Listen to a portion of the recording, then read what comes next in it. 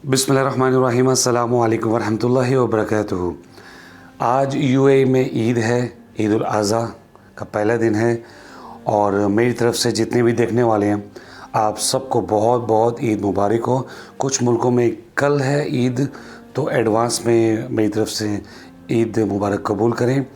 और दूसरा, ईद के इस दिन के हवाले से जो मैसेज मैं देना चाहता था वो ये है कि जो लोग कुर्बानी कर रहे हैं हमारे भाई, अल्लाह ताला उनकी कुर्बानी को कबूल करें, और जो नहीं कर रहे अल्लाह ताला उनको तौफीक दें, उनको रिज़्क से नवाजें ताकि वो भी कुर्बानी कर सकें और इस सवाब के काम में शरीक हो सकें। और जिन्होंने कुर्बानी की है उनसे ये रिक्वेस्ट है कि आपके जो भी हमसाए हैं और रिलेटिव्स हैं जो कि कुर्बानी नहीं कर सकते, आप कोशिश करें कि उन तक अपना गोश्त जो है ना कुर्बानी का वो ज़रूर पहुंचाएं। थोड़ी सी तकलीफ़ होगी, आजकल वक्त भी कम है, लेकिन ज़रूर पहुंचाएं ताकि वो भी इस दिन की खुशियों में आपके साथ शरीक हो सके।